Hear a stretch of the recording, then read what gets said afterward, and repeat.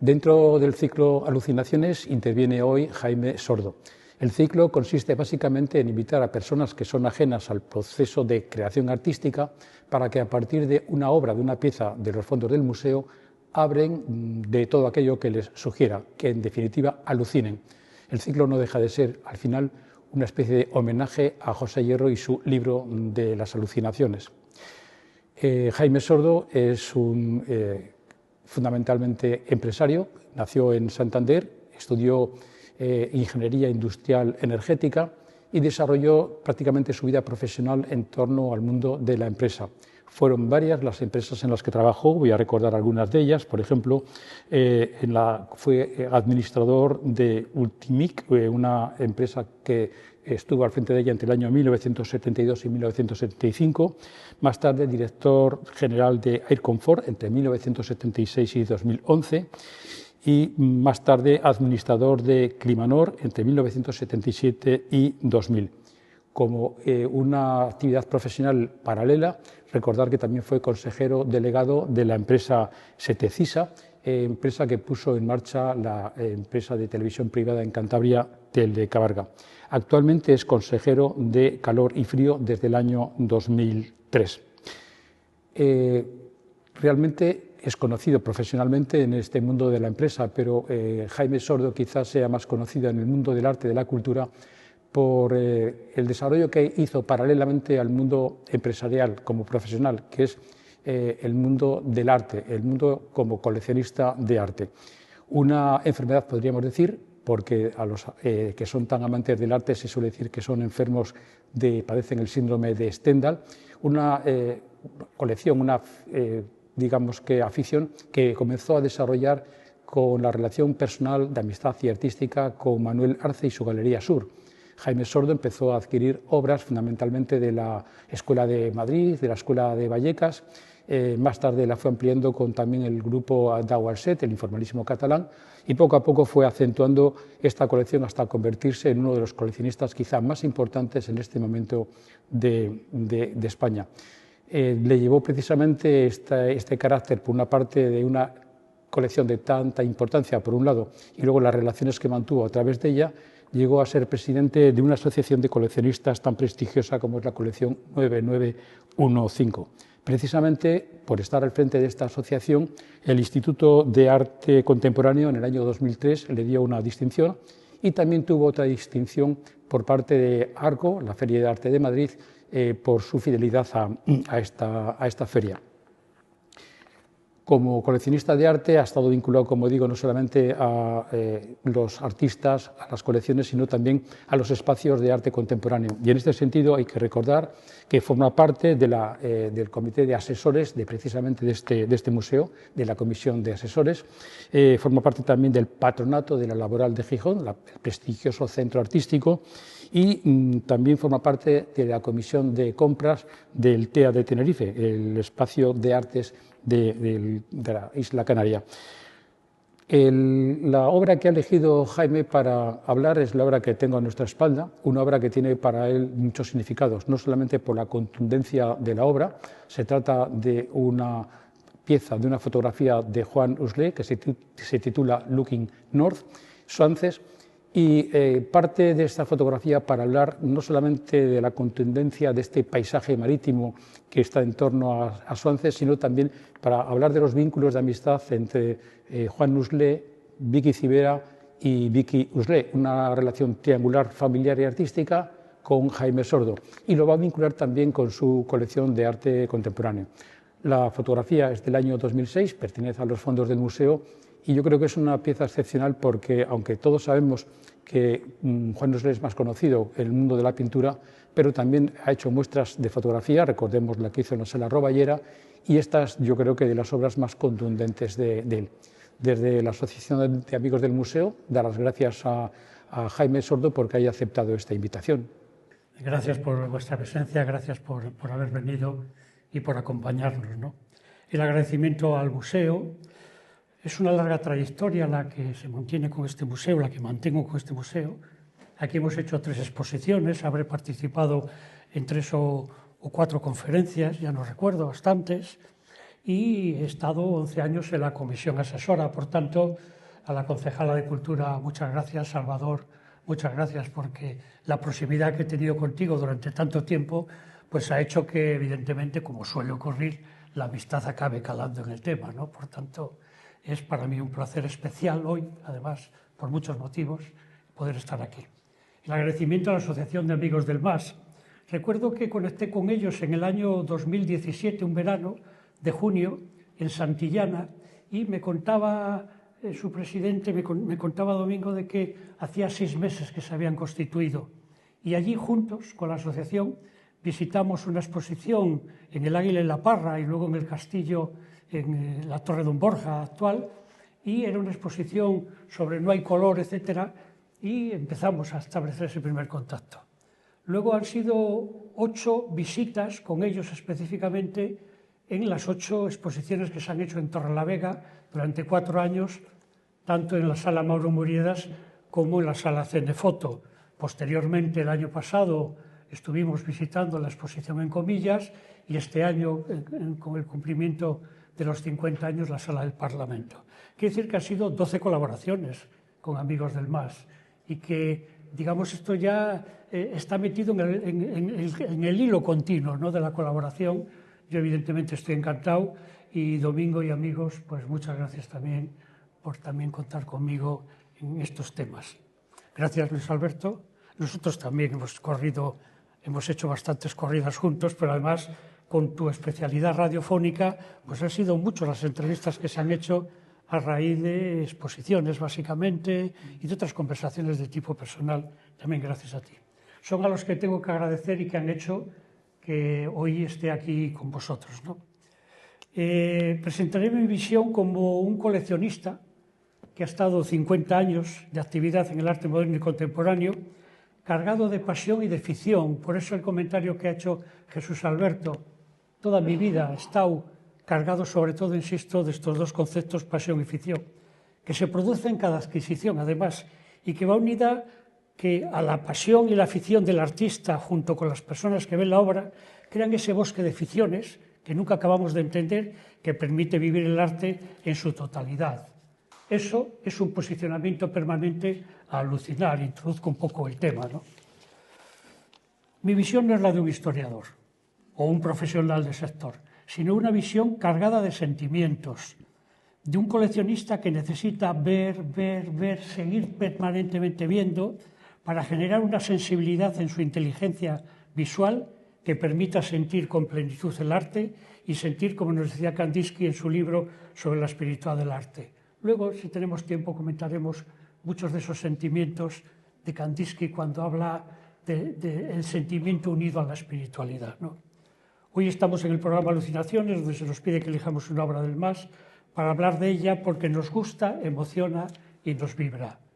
Volveré a resaltar que si yo he tenido y he llegado a comprar 500 obras, habré hecho unas 500 peticiones de oferta. De las 2.500 peticiones de oferta, solo he comprado 50. Pero en las 2.500 peticiones había alucinación, ya que estamos empleando el término por mi parte. Por tanto, añadir una más, para mí está pues dentro de la cotidianidad del día, como el que bebe el vaso de agua o el que toma el plato alubias, ¿no? Es un ejercicio ya permanentemente conocido. La obra escogida es de Juan Gusles, la fotografía Looking North, de Swances 2006, de medidas 126 por 190. Es una buena foto. Los que estamos en el ámbito de la fotografía, y en la colección hay unas 150, en los últimos tiempos, si algo igual que la pintura de los 80 ha cobrado vida, es el formato. No se entiende ya una foto histórica hoy en donde, aparte del color, el componente tamaño también era muy para convivir en casa, ¿no? Muy foto de casa de colección. Hoy, fotografía actual está supeditada al formato, y si no hay formato, de verdad que no llega a haber aceptación de la misma. Estamos en un caso donde así es. Es una visión desde la playa de Cuchilla en dirección a la playa de Swances de la Concha y los Locos. He hablado con Juan, ¿no? He hablado estos días, como lo ha visto, me ha llamado, hemos estado cambiando impresiones. Para él también es una foto muy emotiva. Y de hecho, el por qué esta obra esté en este museo es por una relación de emotividad y por las gestiones que en su momento haría el director, pero sobre todo él se siente muy motivado personalmente con la foto. Esta obra, como sabemos, estuvo en Basel en 2016 y la llevó Soledad Lorenzo, nuestra galería de Torrelavega, que como sabéis se convirtió en las 2 o 3 galerías que iban a Basel cuando íbamos por allí en los años 80. Y desde los años 80 creo, pero no lo puedo afirmar, que yo esa obra se la pude ver en la galería. Es una puesta de sol maravillosa que perfila el horizonte acercando lo fotográfico a la pintura. Es una fotografía muy pictórica y es que es muy fácil vibrar, sentir, acercarse con esta fotografía.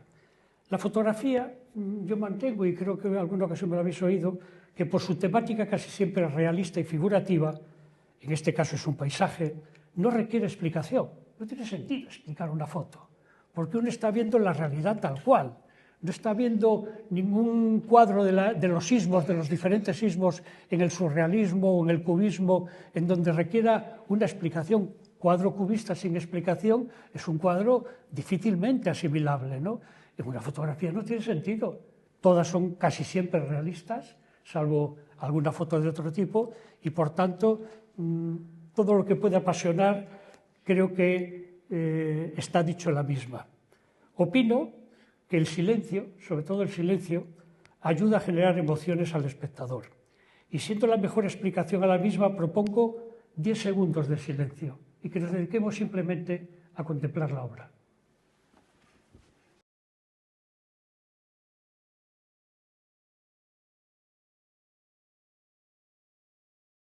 Quería poneros otra obra fotográfica de Huxley, por ver otra variante. Es una obra de la colección, también una obra muy pictórica. Es una ventana granadina en donde el reflejo de la luz pasa toda la reja al suelo y en el conjunto podría ser que uno esté viendo un cuadro de Huxley en todo ese concepto. Es una obra de tamaño, es una obra de 2 metros y pico por 80 y en su momento, pues yo creo que ha estado en 8 o 9 exposiciones. Vamos a continuar con la visión de lo que considero una de las escuelas más importantes en Europa de fotografía, que es la que generó los Bechels, el matrimonio, tanto Berna como Gila, formando la escuela de Düsseldorf, donde todos los que vamos a ver allí estuvieron estudiando, y se creó un grupo de fotógrafos entre 1978 a 1986 llamada de la nueva objetividad alemana. Si lo pongo estas fotos es porque hay una cierta similitud con el paisaje. Ellos son un poco anteriores, no su producción, que su producción puede estar pisando en estos momentos. Hay 2 artistas de los que no tengo en la colección, que es Andreas Guski y Thomas Struth, porque están imposibles en el mercado. Simplemente por tener una anécdota, yo hace 8 años intenté acercarme a una foto de Andreas Guski y estando en la Fris de Londres, en YQ, pedí oferta y me dijeron 650.000 por la foto, que evidentemente es de edición de 5, que evidentemente la facturación de esa foto a quien corresponda son 3 millones, casi 4 millones la foto, esa fotografía, que supera no sé qué tipo de cuadro. Quiere decir que la foto en el mercado se ha posicionado. Cada año que preguntaba que iba a la Fris, cada año me subían 50.000 euros más. Bueno, uno acaba con otras muchas cosas sacando el pañuelo y diciendo adiós a determinadas cosas. Así me ha ocurrido también con Thomas Struth, no en esa intensidad, pero cualquier obra del fotógrafo Thomas Struth, que no están ahí, no las podríamos ver.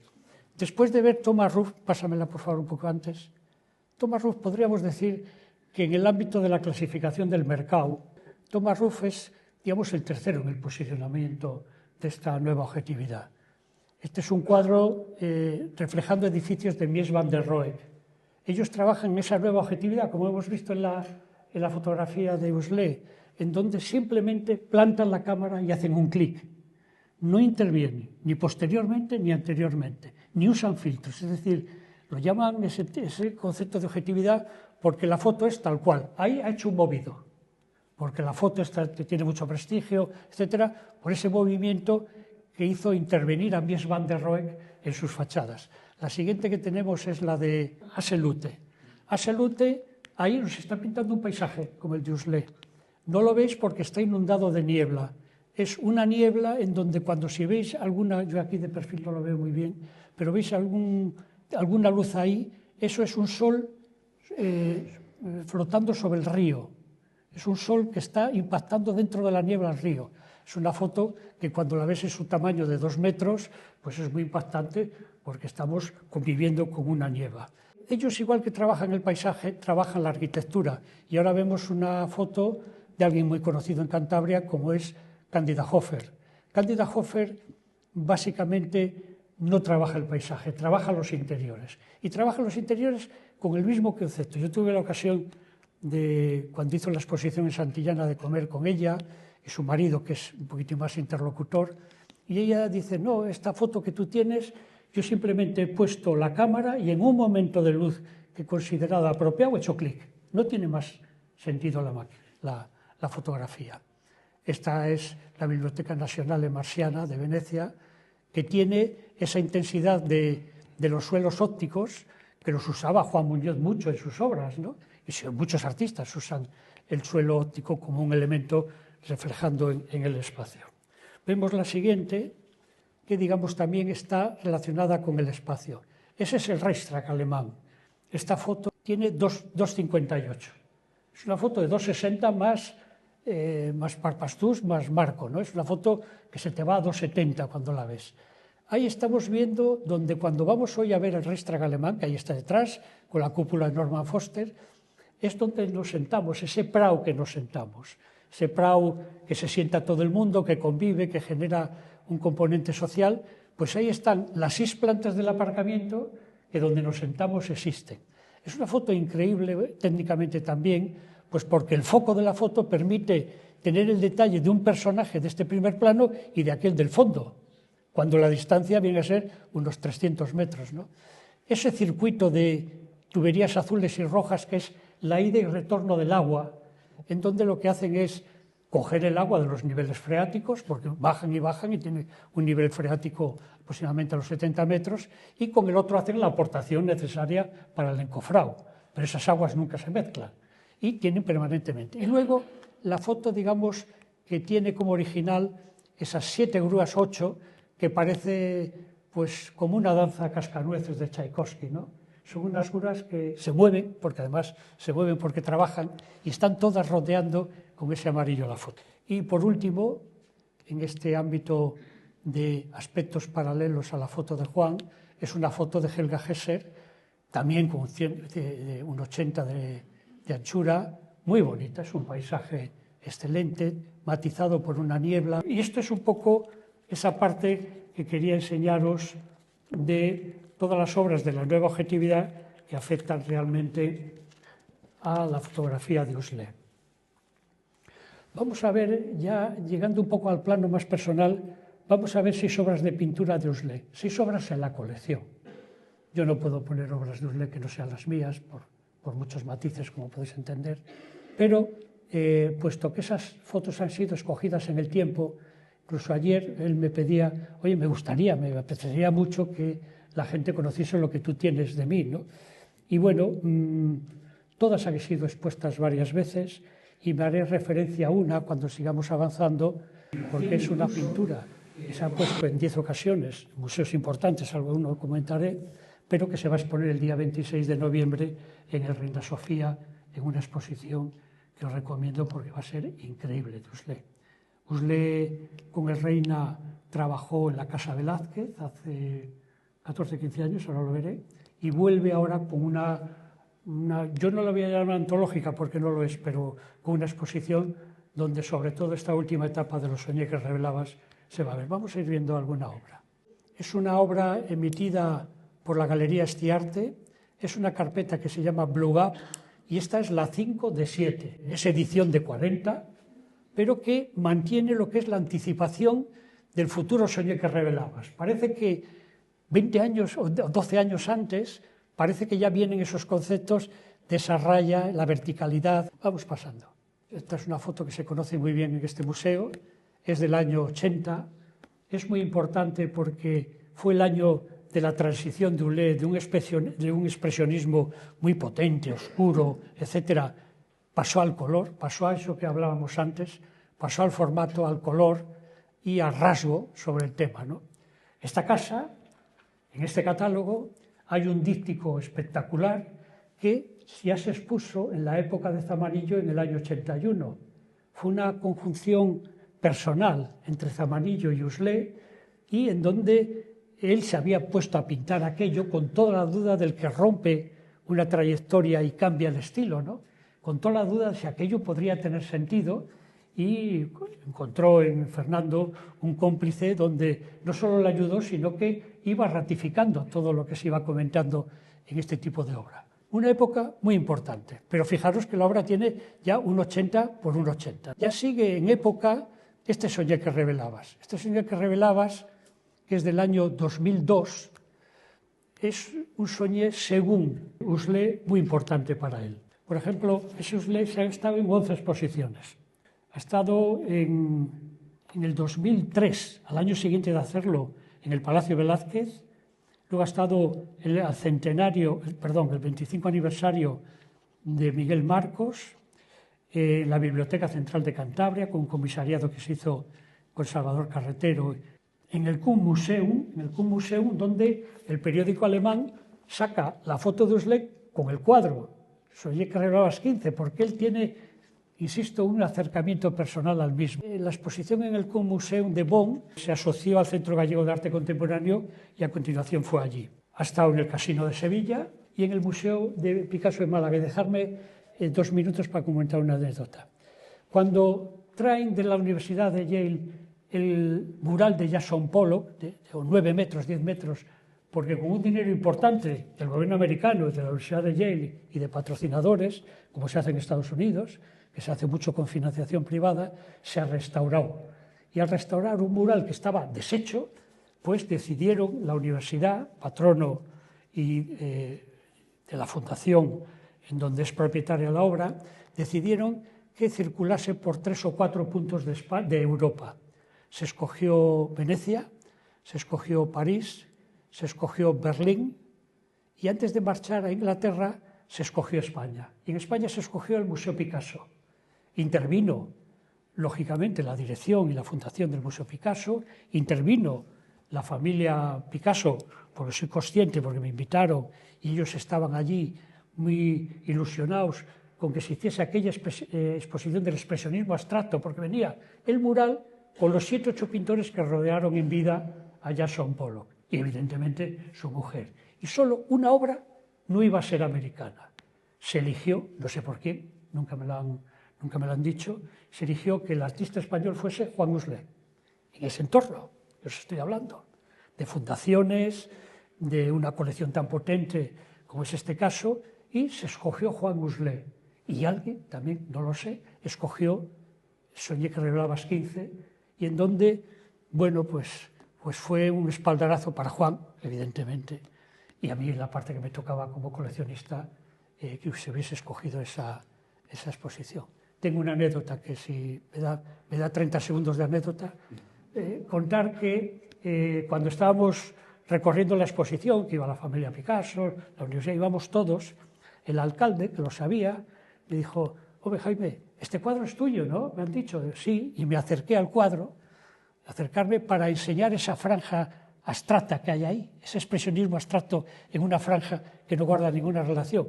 Y me cogió el securata por el hombro, me tiró para atrás porque había pasado la raya, y le dijo el alcalde: déjele que es suyo, déjele, no le diga nada, ¿no?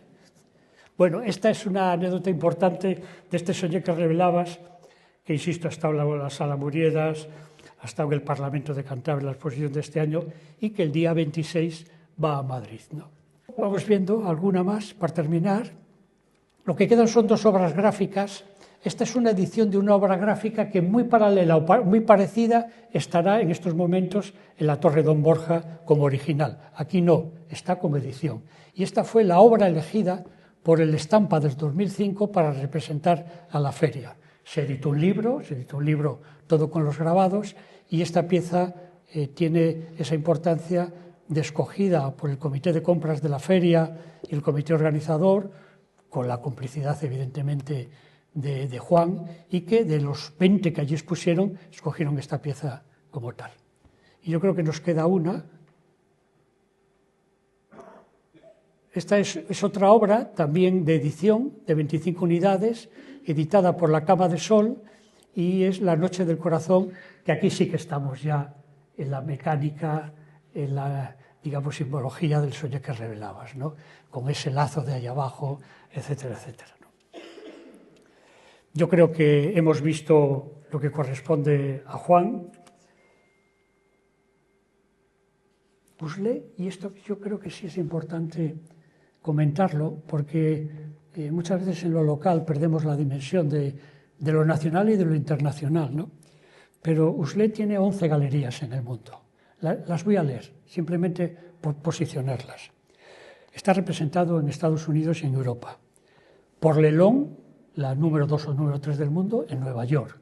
Antes estaba con Cheng and Reed, pero lo dejó hace unos 10 años. Está Lelón, Nueva York. Está con L.A. Luber en Los Ángeles, solo con fotografía. Una galería muy importante en Los Ángeles, donde él tiene los compromisos pictóricos con los que tiene, Lelón tiene compromisos contractuales con los que tiene, pero en Los Ángeles solo le lleva fotografía. Tiene Lelón París, ya en el ámbito europeo, tiene la Frieze Street Gallery de Londres, tengo relaciones con ellos y hacen unas exposiciones de Huxley maravillosas. Tienen unas de las más importantes, que es Thomas Hüttel en Berlín, con ese cuadro de Mi soñé que revelabas viene de Thomas Hüttel, viene de allí. Y en donde en Thomas Hüttel expone indistintamente tanto pintura como fotografía. Alfonso Artiaco en Italia, en Bélgica no recuerdo el nombre de la galería, y las españolas en este momento, Prat Nogueras Blanchás en Barcelona, Elvira González en Madrid y Mira Bernabeu, Mira uno, solo en fotografía. Como sabéis, Huxley en España durante muchos años trabajó con nuestra cántabra Soledad Lorenzo muchos años y posteriormente con Moisés Pérez de Albeni. Esto es un poco lo que quería transmitiros unido a la fotografía. Yo sé que es importante, si surge, que podamos hacer un coloquio, pero en algún momento, si a vuestro criterio cree conveniente, en el caso Huxley lo que se ha acabado haciendo es un núcleo familiar. Yo diría que es un núcleo familiar tan potente, a nivel nacional e internacional, que muchas veces, sobre todo para los coleccionistas, me imagino que para los comisarios, es muy difícil disgregarles, porque ellos tienen también, insisto, su mujer y su hija, mucha personalidad en todo lo que hacen, y he querido poner simplemente, ya que se lo ponía Juan, poner las dos obras que tengo de Vicky Civera, que es un tondo muy parecido al que tiene el museo. De hecho, estuvieron juntos en la exposición del Museo Herreriano en Valladolid, en una sala, la sala 4, lo recuerdo, muy teatralizada, muy oscura, con iluminaciones muy potentes, en donde los dos tondos brillaban con vida propia, ¿no? Y luego una obra de Vicky Huxley, que es esta, que la acabé comprando, curiosamente, dos cántabros que se encuentran en Las Palmas, ¿no? Y la acaban comprando allí, como es normal. Ellas dos, ya que he hablado de Juan, me gustaría hacer esa pequeña referencia, han tenido últimamente exposiciones importantes. De Vicky Civera, destacar el Museo Herreriano, con cuatro espacios en 2 plantas, de muchísima obra de Vicky Huxley, insisto, donde estaba esta, y últimamente la nave Sotoliva, donde ha habido también otra exposición muy de todo tipo, ¿no? Porque estamos más bien hablando ya con Vicky en el concepto instalativo, no estamos hablando ya de ningún soporte convencional, aunque ese soporte, digamos, instalativo, evidentemente nace de los soportes madres, de la pintura, de la fotografía, del vídeo, etc., ¿no? Y en el caso de Vicky Huxley, ha hecho 5 o 6 exposiciones por España, ha hecho importante la que se hizo en la Biblioteca Central, y este verano se ha hecho una muy importante en la Sala Rovallera, con unos volúmenes diferentes. Ha salido del soporte 2D, nos aparece en el soporte escultura en 3 dimensiones, además con el vidrio, que trabajado con la iluminación genera unas sombras que nos producen un efecto importante. Hasta aquí, Jesús Alberto, Luis Alberto. Coméntanos.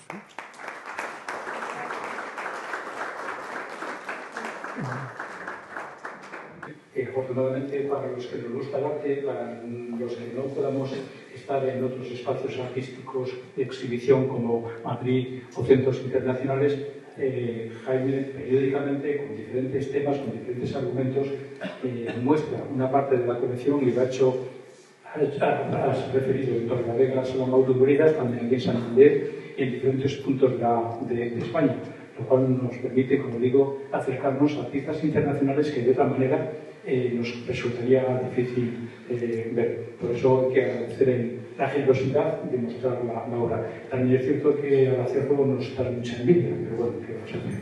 No vamos a hacer otra. Esto es partido de una emoción, de un sentimiento, de una obra de Opus Dei, pero al final has hablado de unos vínculos con una familia, con Vicky, madre e hija. Pero un galerista aquí en Santander me dijo que últimamente, cuando ofrecía algún artista, alguna obra de un artista que estaba exponiendo, se lo decía a un coleccionista y le decía al coleccionista, bueno, pues guárdame reserva esta pieza. Le decía al galerista, pero vienes por la galería, quedas con el artista. Parece que últimamente muchos coleccionistas no tratan de buscar ese vínculo sentimental. ¿Tú procuras mantener un vínculo sentimental con el artista al que compras si tienes ocasión porque vive en España o de cerca? Yo es imposible que compre por internet y con los datos técnicos de la obra y una foto que por allí me aparece. Es imposible. Si yo no me acerco a la obra y no se me produce un sentimiento de acercamiento, de vibración incluso, porque es imposible que yo compre una obra. Es mi caso, que hay gente que evidentemente tiene algún matiz muchas veces inversor o que tampoco es un coleccionista. Quiere decir que el coleccionismo supone una entrega, supone, y repetiremos esta frase durante 30 veces, una pasión que te hace vivirla de esa misma forma. Si en mi vida, y combinando con mi ámbito empresarial, yo he hecho viajes nocturnos solamente para un desplazamiento que hice a Madrid, ver una obra y volver a Santander esa noche para poder ir a trabajar a las 7 de la mañana. Eso lo he hecho, porque para mí es imposible comprar esa obra. Quiere decir que yo ante la visibilidad de la obra es imposible comprarla. Quedarían por estar en el espacio íntimo, familiar de su casa y ver qué obras tienen ahí. Está hecho un criterio para decir no solamente el espacio físico, porque a lo mejor obras como la de Juan no es fácil colocar en la casa, pero sería curioso ver la jerarquía sentimental que tienes en ese espacio íntimo, familiar, la colección más próxima. ¿La renuevas mucho?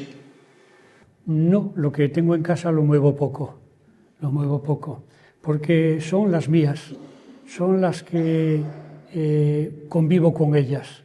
Insisto que esa correlación, como puede ser la amorosa, y podríamos hablar de los aspectos de Kandinsky cuando habla de la emotividad, ¿no? Kandinsky, cuando habla de emotividad, y tuve ocasión de hacer un comisariado con una comisaria estupenda, Lázaro Galdiano, en que ella se encargaba de coger obras del siglo XVIII, XIX, y a mí me pedía, como representante 9915, que las pusiéramos en valor con obras de abstracción de la colección, bajo el libro de Kandinsky, ¿no? Claro, el libro de Kandinsky se desprende de él y se desprende de su raciocinio que espiritualidad puede ser lo luminoso, el amor, la ternura, lo efímero, la melancolía, el odio, la majestad, el miedo, la alegría, la plenitud, la ausencia, la reflexión, la abundancia, el deseo, lo sublime, el sueño, la calma. Es decir, que cuando en nuestro mundo católico nos dicen espiritualidad, siempre estás asociado a un hecho religioso, a una cierta hábito, de una cierta costumbre. No, la espiritualidad está en este ámbito de cosas en donde tú puedes estar en tu casa con cualquiera de estos conceptos conviviendo con la obra, ¿no? Y procuro hacer ese ejercicio además, ya que en su momento quisimos hacer el ejercicio de intentarlas relatar, alguna de ellas, voy preguntándome, con esta obra, ¿yo qué siento? Ausencia, siento reflexión, amor, ternura, es sublime para mí, me practica miedo, porque puedo ocurrir, ¿no? Así conviven esas obras. y una vez que me he aprendido el guión ya procuro no cambiarle, ¿no? Es que ya procuro cambiar las pocas. El problema está que habitar en colección, como habitamos todos los que estamos aquí, tiene un compromiso y tiene una servidumbre, que es el formato. En una casa, los muebles, los radiadores, las mesas, etcétera, ocupan el 80%. Al cuadro le queda muy poco. Tampoco importa el tamaño, porque creo que una obra preciosa puede ser... Por supuesto, por supuesto. Y con ese criterio están puestas las obras de mi casa, que en el tamaño no importa, en ese concepto. Pero sí es verdad que limita. Y yo tengo 2 almacenes porque en el 70% de mis obras son superiores a 2 metros. Quería yo preguntarte cómo se forja un contemplador. Bueno, todo influye. Quiere decir que el marketing aplicado al mercado también influye. Si a ti te acaban diciendo que hay un hay un artista que está subiendo en el ranking, hoy todo funciona por curvas, Hoy todo artista tiene una curva de la evolución suya en el mercado, no en los sentimientos, ni no en manos del profesional, que podrá opinar cualquier cosa, incluso un artista inexistente, considerar que su cuadro de casa es el más bonito del mundo, con todo el derecho, porque lo que se unen son sentimientos. Fijaros que además en el ámbito no ya de lo figurativo, que hemos estado contemplando en todas las épocas del Renacimiento, Romanticismo, etcétera, hemos visto una pintura en donde, como decía antes, ya no lo dan todo hecho. Esa pintura tú la interpretas e incluso tienes la cercanía de la cocina con que ha sido realizada y de la validez de todos los aspectos empleados en ella. Cuando nos enfrentamos desde el año 1945 con el expresionismo abstracto y su invasión en el mercado, es muy difícil decir o pensar qué me significa para mí esa obra, porque el pintor pinta sus sentimientos. Son sus sentimientos lo que pinta. No pinta ni el cuadro de enfrente, ni la ventana de al lado, ni el grupo de amigos. Tiene un estado emocional, Pollock lo demostraba cuando pintaba sus dripping, y ese estado emocional tú tendrías supuestamente que conectar con él para que te pueda influenciar. Eso es un poco ciencia ficción, pero eso es verdad que es importante que tú en la obra abstracta intentes que esa persona se haga amiga, que la llegues a entender porque ha pintado, ¿no? Eso es imprescindible, pero el paso prioritario a ello es formación, como todo. ¿Qué uno puede hacer en la vida, en el ámbito profesional, en donde pueda ser reconocido por su conocimiento, que no lleve un alto nivel de formación? Los coleccionistas, y yo aquí lo he querido explicar, solo se forman viendo y viendo y viendo y viendo y viendo. Solo se forman leyendo los semanales culturales que circulan por el país. Solo se forma viniendo muchas veces a este museo y volviendo a ver. Solo se forma cada vez que tenga un museo volver a verlo. Esa visión, ese ojo, conecta con la inteligencia y va formando esa inteligencia. Y va formando esa inteligencia de la visión selectiva. Y esa inteligencia, y parece también un poco ciencia ficción, si me pilla un psiquiatra o un psicólogo, seguro que me lleva por delante, vamos. Pero esa inteligencia es la que te hace pensar o la que te hace asegurar que en tu elección no vas mal acertado. Porque es un trabajo de 30 años encofrando y hormigonando esa inteligencia. Salir sin ningún conocimiento de pintura, llegar a una galería y comprar una pintura, bueno, pues es un acto personal, perfectamente transferible, pero sin ningún criterio de validez en el contenido, ¿no? No conozco otra fórmula que la formación. Leer, leer, leer, leer, 4 veces leer, puntos suspensivos, ver, ver, ver, 4 veces puntos suspensivos. Añadiría sentir, sentir, sentir, sentir. Hacer ese ejercicio que has dicho tú de intentar captar el sentimiento que lo ha provocado, o de alguna manera esa empatía que se refiere de empatía con la obra y con el reflejo de quien lo creó. Lo que comentas es cierto, pero ese es el segundo paso. Digamos, tú tienes que sacarte el carné de conducir. Y ese carné de conducir te lo autoasignas tú, porque esto no es transmisible. Te lo asignas tú con la confianza de que crees que es capaz de ver cosas que de alguna forma homologan tu conocimiento.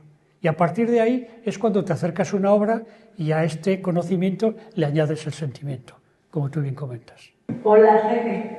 Gracias por tu tiempo y tus palabras. Yo quería preguntarte, no sé a qué edad compraste tu primera obra, y hablando de esa transferencia que has hecho referencia, de ese conocimiento que te siente, que homologa, ¿no?, la obra, es como que pueda interpelar en ti esa alucinación de la que hablas. Me imagino o pregunto si tienes ese recuerdo del tiempo donde adquiriste la obra y que también va cambiando, ¿no? Porque como humanos vamos cambiando, igual que cuando leemos un libro después con una diferencia de tiempo de 10 años o de 15 años, si volvemos a leer una obra percibimos otras cosas diferentes, ¿no? Eso puede pasarte a ti viendo la obra cotidianamente expuesta en tu casa o cuando la ves expuesta en algún museo. Empezando por el principio, alguna vez se compra la primera obra y no he sido ajeno a ese condicionamiento. Yo empiezo a trabajar, termino la carrera de ingeniería, empiezo a trabajar y tengo en el año 69 mi primer sueldo, por noviembre del año 69. Como era trabajador por cuenta ajena, poco sueldo. Ya estaba en posición de reivindicar el tema del sueldo. Pero en el año 70, porque había visitado mucho la Galería Sur, yo me acerco donde Manolo y le digo, me gustaría comprar mi primera obra. ¡Hombre, pues estupendo! ¿Qué tenía Manolo? Quiero recordar. Manolo tenía toda la escuela de Madrid, toda la escuela de París previamente, toda la escuela de París, con todas las vanguardias, con todos los ismos asociados a esa escuela de París, y terminó un poco con el manifiesto del 59 del Paso, el grupo del Paso, obra del Paso, ¿no? Luego fue repitiendo con abstractos catalanes, etcétera, etcétera. Pero yo cuando me acerco allí, me acerco a una obra de la escuela de París. Y me vendí una obra y le pregunté cuánto valía y le dije, pues tengo solo la solución de darte 10 talones. Contra los 10 próximos sueldos o 9 próximos sueldos, yo te daré un talón. No hay ningún problema, Jaime, no hay ningún problema. Tú me das los talones, yo te los voy cobrando mensualmente. Si se devuelve alguno, prepárate, claro. Pero pagas los 2 talones y tal. Y la segunda obra fue cuando acabé de pagar esos 10 talones. Loli que hoy me acompaña, que éramos novios entonces hacía uno novio muy pronto además también, ¿no?, unido a la compra del arte, dijo, lo tengo claro, no nos compraremos ningún coche ni nos podremos casar, vaya usted a saber cuándo, porque es que ya tienes comprometidos prácticamente 24 meses de sueldo, ¿no? Así fue mi inicio. Esas obras tienen un recuerdo emocional, ya no tanto un recuerdo de valoración pictórica, y las mantengo pues porque es una etapa de nuestra vida juntos, ¿no? Pero sí, así fue también, solo que ahí jugaba con cartas marcadas. Ir a hablar con Manolo Arce, ir a hablar de exposiciones de artistas de la Escuela de París, que les conocía a todos, que les conocía en esa primera etapa de Madrid, una conferencia que daré el viernes sobre la Escuela de París y sobre todo el grupo de cántabros que allí aparecieron. Claro, hubo 4 etapas, pero la inicial de 1919, cuando aparecen Pancho Cosío y una serie de ellos por allí solo está Picasso y está Miró y puede estar Julio González, estaba María Blanchard, evidentemente. Y ellos son los que daban cobijo a esta gente, más que cobijo, bocadillos para que pudiesen subsistir. Bueno, pues esos pintores, cuando ya habían cogido cierto reconocimiento, volvían casi todos por la Galería Sur. Y yo acabé contemplando, Salvador conoce mi colección, y acabé con Panchos Cosíos del año 29, que parece que uno de ellos, ese Pancho Cosío, parece que le pintó en España y por camino le acabó pintando en París. Ese fue mi inicio. Porque además, cuando uno dice que él es un coleccionista contemporáneo de su generación, claro, tú compras cuando puedes, en primer lugar, y en segundo lugar, cuando lo que te ofrecen es lo que puedes acceder a ello. Entonces no podías comprar pintura de los 80, ¿no? Y podrías comprar pintura del Paso. Ese fue un inicio muy guiado, yo se lo agradeceré, con Manolo lo conocéis muchos, he tenido una actividad personal más afianzada en su jubilación y él fue quien te abría los caminos, ¿no? Yo el poder estar en casa de Tapies con su mujer Teresa y con Teresa, la mujer de Manolo Arce, solo se lo podía deber a Manolo, sentarme 3 horas con Tapies, o sentarme 4 horas con Cuixart, o sentarme con todos aquellos artistas con los que él mantenía relación. Compras donde puedes comprar, porque esto es mercado, tristemente.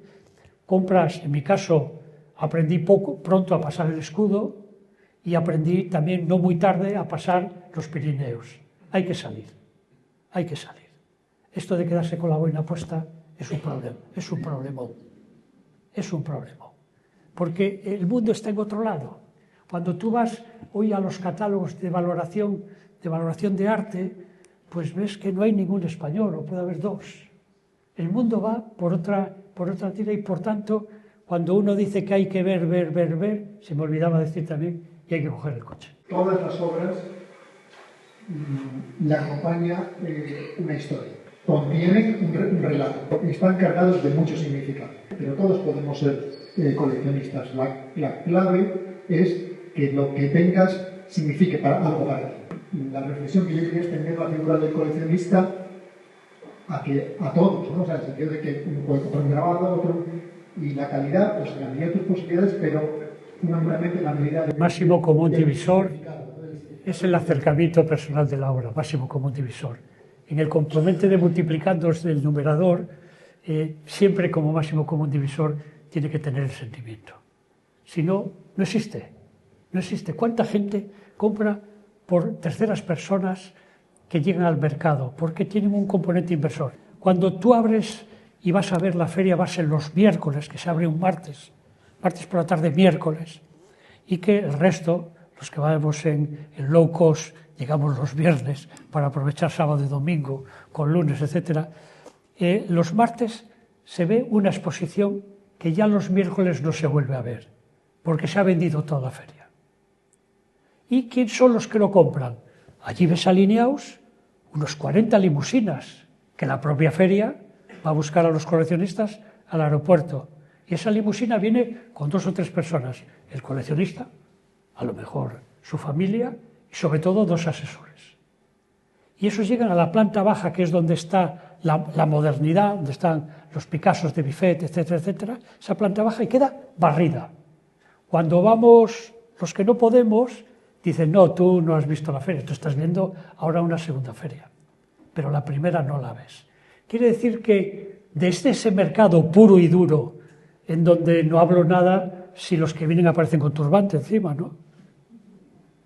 Y aparecen con turbante en las limusinas y compran lo que compran, porque están comprando para ese museo que les está haciendo Norman Foster.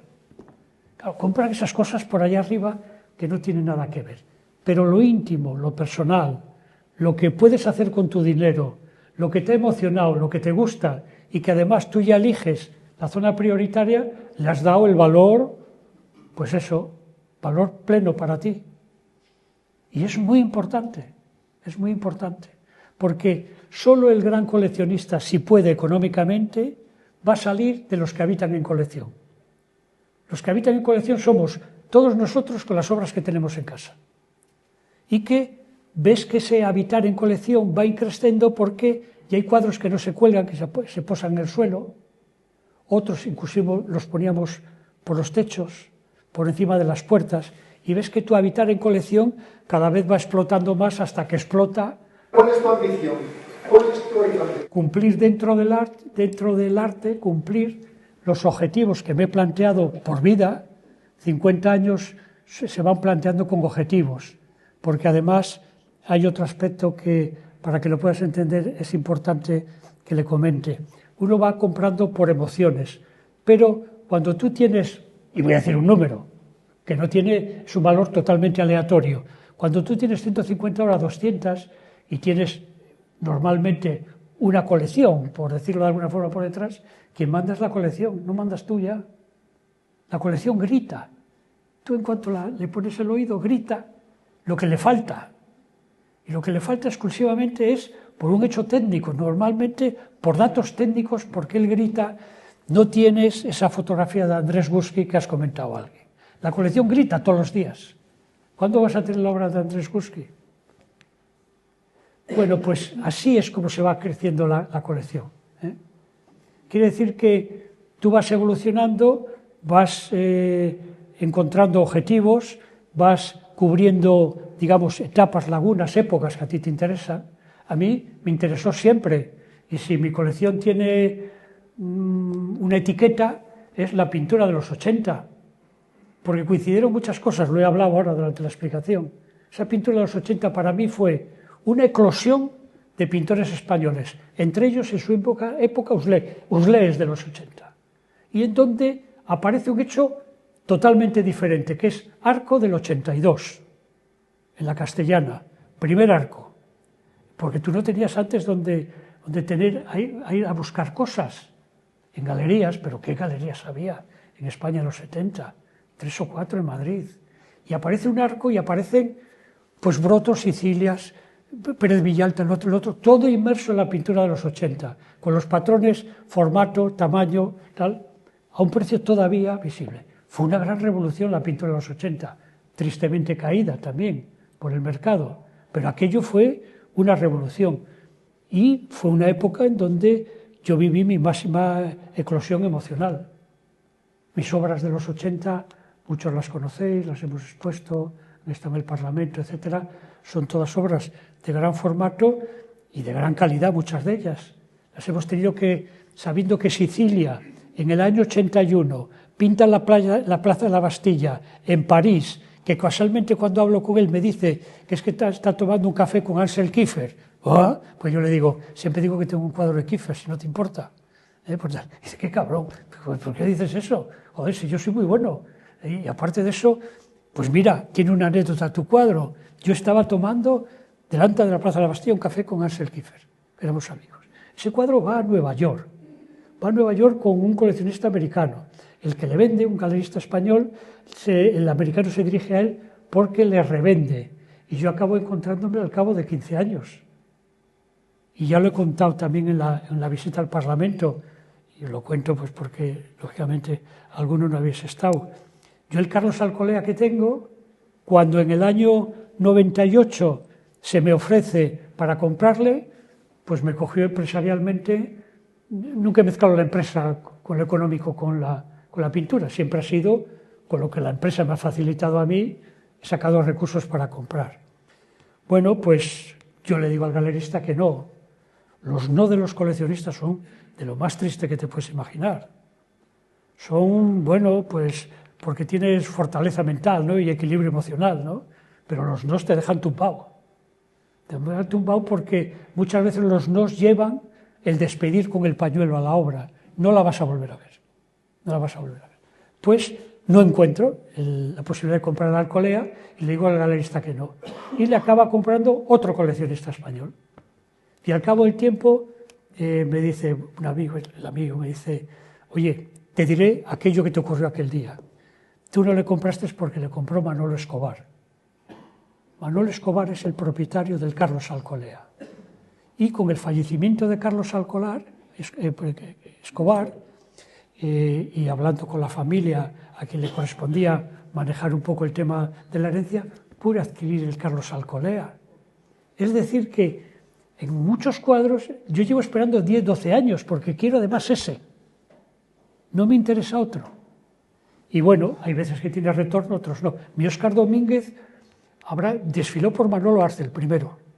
Se fue a 2 galerías de Madrid. Se fue a 2 particulares. Acabó en Guillermo de Osma y Manolo Arce me le recuperó jubilado. Es decir que los cuadros también andan y tienen vida propia y vuelven o no vuelven. Pero también si estás atento y ese cuadro para ti te ha emocionado, pues es evidente que te ha emocionado después de tantos años, ¿no? La ventaja es que ellos no envejecen. O si envejecen, tienen restauración. Y bueno, gracias a ustedes, por supuesto, gracias a todos los vigilantes del museo, como siempre, que hacen que el espacio este sea tan acogedor, coloquen las sillas, los micrófonos, etcétera. y por supuesto pues a Noemí como consejero de Cultura, Yolanda, directora regional, y Salvador Carretero, nuestro director del museo. Y a ti, Jaime, enhorabuena por tu trayectoria en el coleccionismo, pero sobre todo por tu, como te dije, generosidad para hacer visibles a los que no podemos movernos por el mundo, por los grandes espacios o centros culturales y artísticos, para poder ver las obras de artistas maravillosos. Gracias.